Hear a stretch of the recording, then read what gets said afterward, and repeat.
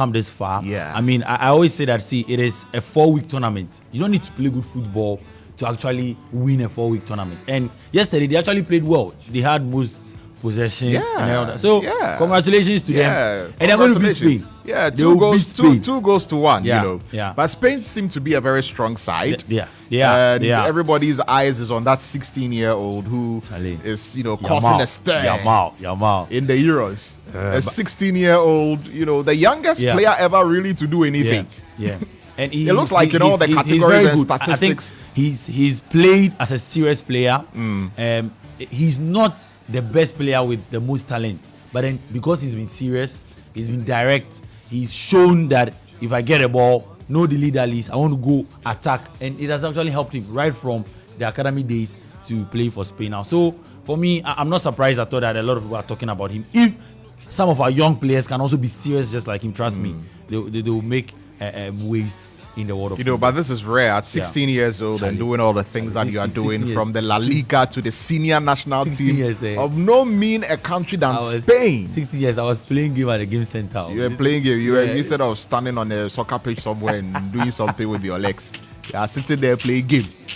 Sitting there playing game. You play lose pay. You know lose pay. Loser to pay. Yes. Play lose pay. I will lose. I will still pay. And you'll be paying. And he's leading Spain to the final of the Euros. But anyway, what else do we have coming up in sports? What are the updates? The Ghana beach soccer team, the Black Sharks, will face their Ivorian counterparts in the first leg of the 2024 beach soccer AFCON qualifier on Sunday, July 21st. Now the match will take place at Qatar with kickoff at 3 p.m.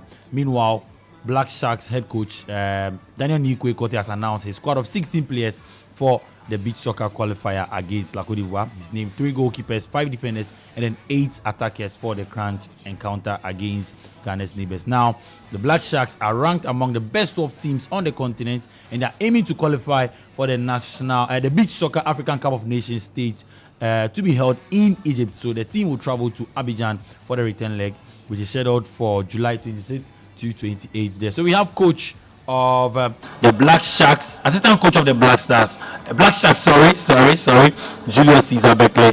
He is also coach of Sunset Sports in Qatar. Coach, good morning, and thank you so much for joining us on the morning show right here on Starr 102.5 FM. Yeah, good morning, and many thanks for the opportunity as well. Coach, let's get straight into things. We want to qualify for yet another AFCON, and it seems that you guys are doing everything possible to bring eyes and attention to the team. How has campaign been so far, and what are preparations to take on La Côte d'Ivoire? Yeah, I must say we've invited 16 players for camping. We achieved we reported to camp. That was last night, and this morning around 8 o'clock we'll have our first training session. So with a couple of days ahead of us, we'll intensify our preparations technically, tactically ahead of the tie against the Ivorians. So, because of time, let's do this quickly. Now, how well do we know this Ivorian side, and what will it mean for Ghana to qualify to play in Egypt in the AFCON? Yeah, we've played it seems twice against the Ivorian team before in the past, and we were not able to beat them. But this time around, new generation, new crop of players, and with the experience that we've had in the past, we still have some old guys around. We'll do our possible best to go past the Ivorians to qualify for the Nations Cup in Egypt. Right, Coach. We've heard the amputee team. They've come out to say that attention has not been given to them. They printed their own jerseys and all that. What about you guys? What challenges are you guys facing as a team? Yeah, as I said, we just reported to come. That was last night. Some of us reported around 7 p.m. last night, and we couldn't all the technical and management. But this morning, around 7, we'll be meeting. The whole team will be having a brief meeting before we go to training. So for now, there's nothing like challenges for now. next week, maybe we go to our first training session. Okay. All right. Coach, thank you so much for joining us. We'll speak to you subsequently on the sports show. Thank you for the opportunity as well. That's right. So that was assistant coach of the Black Sharks, Coach Julius Caesar Beckler. He's also coach of Sunset Sports in Keta. Lantam, I don't know if you watch beach soccer. I mean, if you have any interest in beach soccer. It's not something that I have keenly followed, but it looks nice. Yeah, I mean, I've seen a few games of beach soccer before, but it's not something that I've keenly followed. But a few games of beach soccer that I have watched, I've fanced myself actually being a part of it and playing. Trust me, the good thing, the side attraction is the baby girls are always there.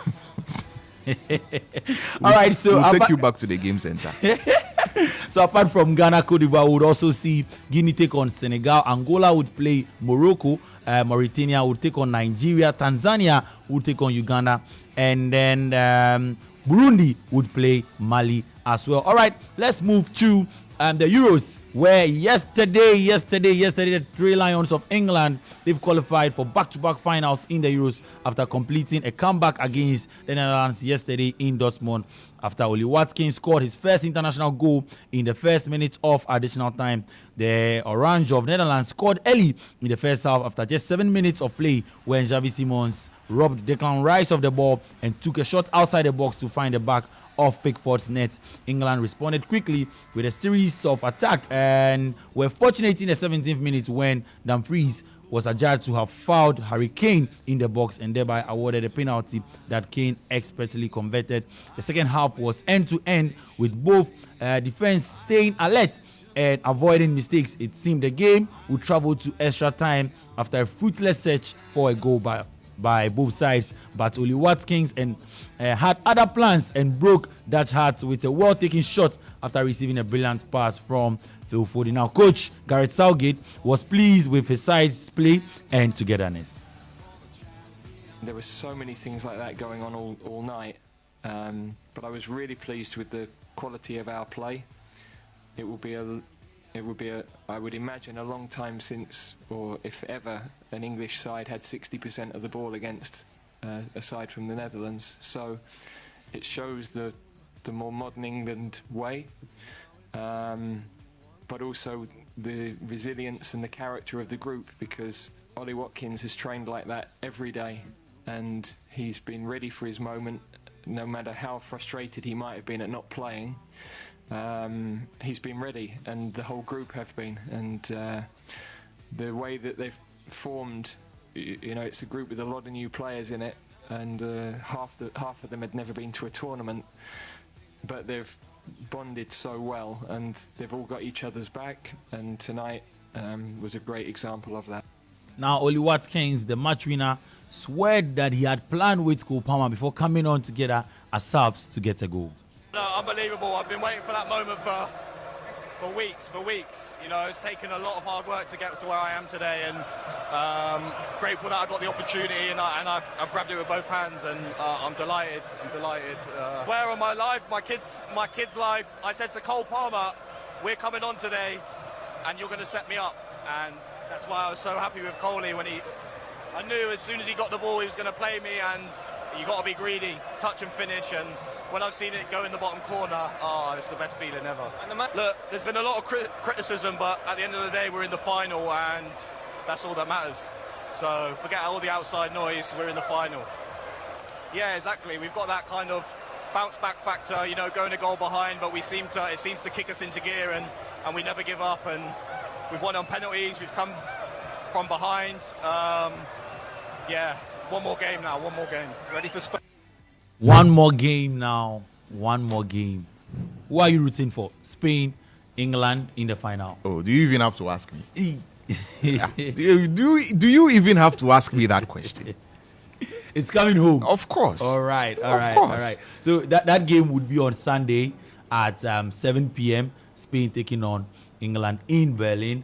And don't forget that Argentina, they're also in the finals of the Copa America, and they will be also taking on with Colombia. Lionel Messi. Yes. Unfortunately, Cristiano Ronaldo wasn't able to. He didn't even get a goal in the Euros. No. He didn't get any goal apart from the penalty. He would have actually set a new record as the oldest player to score in the Euros, but then Even he got a penalty and even missed. Oh, Charlie. And yeah, Charlie. So that game, Copa America, would see Colombia take on Argentina. That game would be at 12 a.m. Yes, on Monday morning. And I know that boys will be awake to watch their goats lose that game there. That will be all for sports. My name is Joe Saji. Thank you so much, Lantam. Have a pleasant night. Well, thank you very much. June Sajith there bringing us the latest in the world of sports. And there's still more to come here on Star 103.5 FM. This is the Morning Star. We've got the newspapers here. And of course, the usual suspects are already seated here in the studio. And so we'll get into the newspapers and the headlines that are